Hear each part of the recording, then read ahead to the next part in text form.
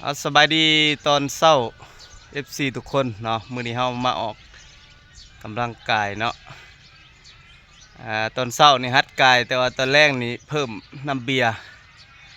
เป้าทีมงานครบหน้าครบตามื้อนี้คือเก่าพี่น้องเอ้ยฮะมันก็แจ้งเท่านั้นเลยมันก็บ่สู่กล้อง iPhone เลยเนาะเขาตั้งบ่เป็นนะมันเข้าบ่ถึงอันนั้นมันบ่สั่นมันบ่ฮะไอ้พวกมันใช้ได้หรือปู่แล้วก็มันใช้กันเลยนี่แต่ว่าพวกเฮาฮัดกายทุกมื้อแต่มื้อบ่ได้มาแปลว่าฮัดกายแถวเขตบ้านเนาะโอ้คือเพิ่นบ่ขาดเลยเด้อเพิ่นเด้สองคนนี่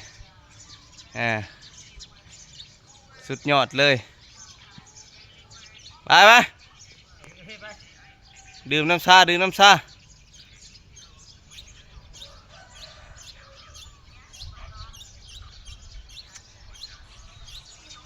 ยังทันปูชีวิตพื้นบ่โอ้เป็นชีวิตพื้นนะผม2 3 4 5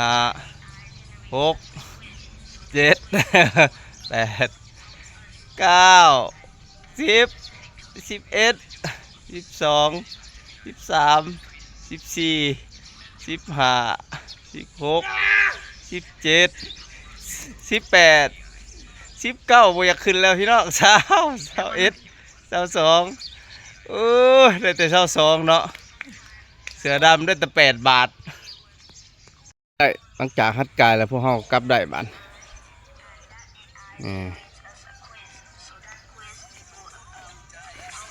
Let's go กลับได้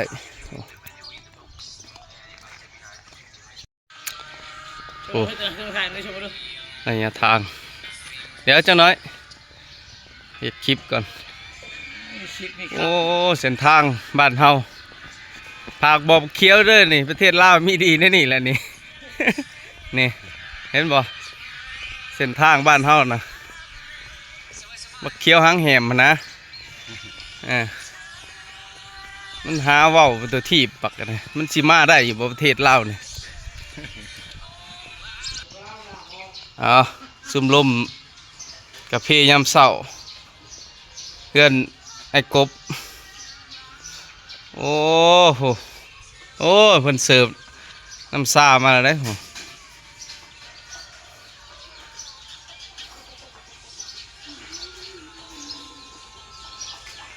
นี่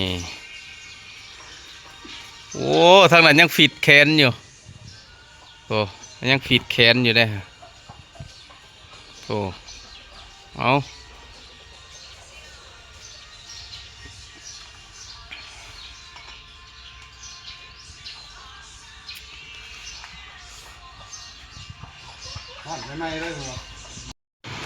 บรรยากาศย่ำเศร้าโอ้ท้องฟ้าแจ่มใสนี่เส้นทางใหม่ของพี่น้องบ้านรักเมืองสงขลาแขวงศรีสะเกษทางเบตง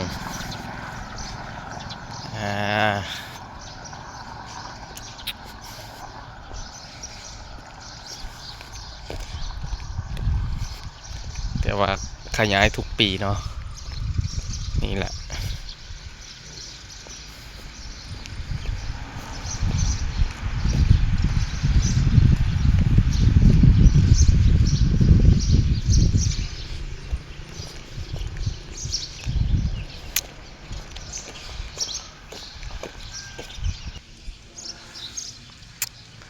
เส้นนี้ยาว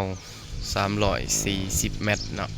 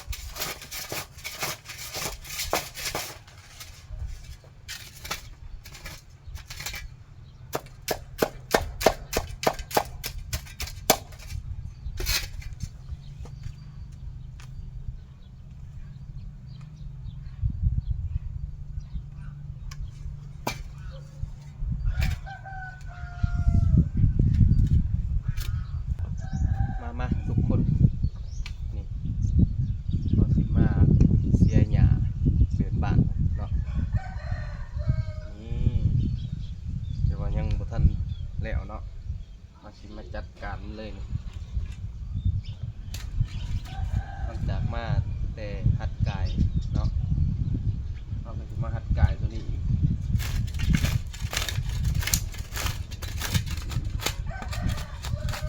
กิจกรรมประจำวัน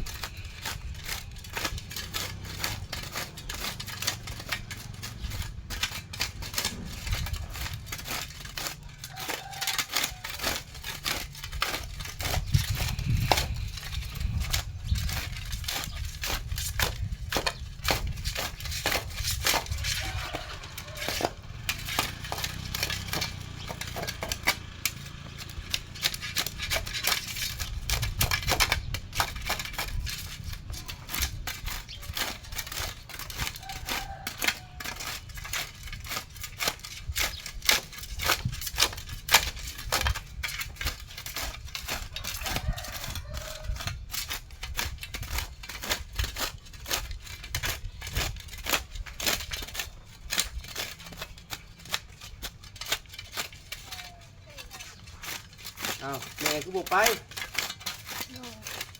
ฮะแม่มึงเห็นยังคือบอกแม่ไปส่งเฮ็ด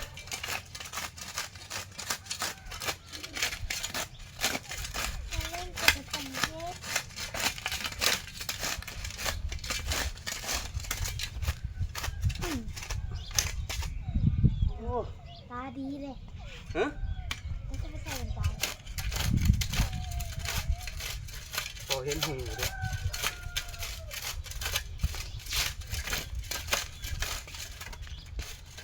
เขาสิย่างไปสมบัติแล้วแน่น ใส่สีย่างมันมาจับประมาณเรียกงะเองบานกระบะเห็ดเป็นกระบะ ไปบ๊ายบาย FC ชมคลิปต่อไป